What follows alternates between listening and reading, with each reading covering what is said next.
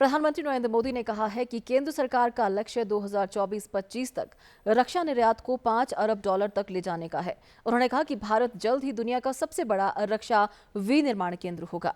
आज कर्नाटक के बेंगलुरु में एरो इंडिया 2023 के उद्घाटन समारोह को संबोधित करते हुए प्रधानमंत्री ने कहा कि देश आज नई ऊंचाइयों को छू रहा है और एरो इंडिया 2023 इसका एक प्रमुख उदाहरण है।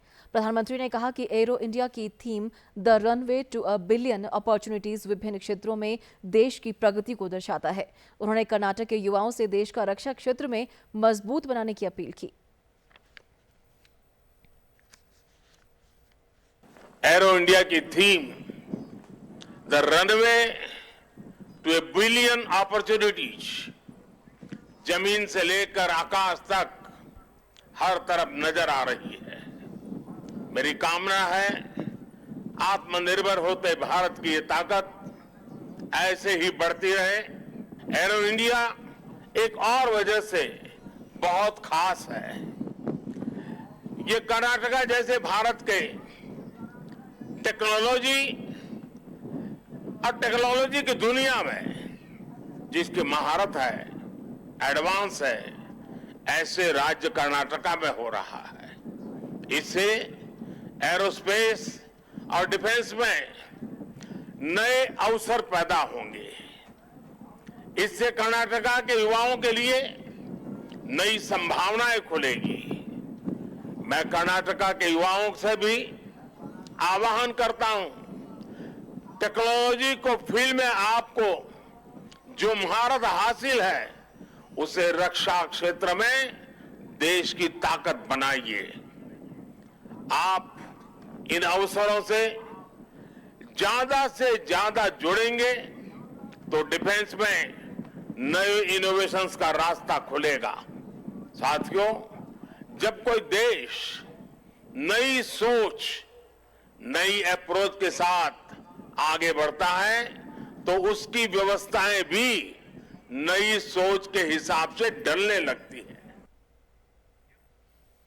प्रधानमंत्री ने कहा कि एरो इंडिया नए भारत को दर्शाता है और बेंगलुरु का आकाश नए भारत के उदय का साक्षी बन रहा है। उन्होंने कहा कि एरो इंडिया एक ऐसे राज्य में हो रहा है जिसका तकनीकी दुनिया में अग्रणी स्थान है। उन्होंने कहा कि इससे एरोस्पेस और रक्षा के क्षेत्र में अवसर पैदा होंगे। प्रधानमंत्री ने जोर देकर कहा कि 21वीं सदी का भारत एक भी अवसर हाथ से जाने नहीं देगा। उन्होंने इस अवसर पर एरो इंडिया 2023 स्मारक डाक टिकट भी जारी किया। मेक इन इंडिया के सामर्थ्य का प्रमाण है। आज हिंद महासागर में मुस्तैद aircraft carrier INS Vikrant make in India के विस्तार का प्रमाण है। गुजरात के बड़ौदा में C-295 की मैन्युफैक्चरिंग फैसिलिटी हो या तुमकुर में HAL के हेलीकॉप्टर यूनिट हो, ये आत्मनिर्भर भारत का वो बढ़ता सामर्थ्य है जिसने भारत के साथ साथ विश्व के लिए नए विकल्प और बेहतर अवसर जुड़े हैं।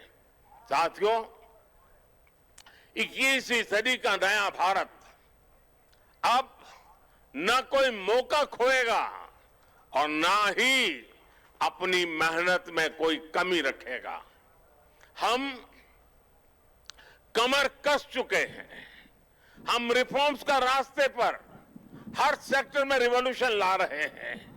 जो देश दशकों से सबसे बड़ा डिफेंस इंपोर्टर था, वो अब दुनिया के 75 देशों को डिफेंस इक्विपमेंट एक्सपोर्ट कर रहा है।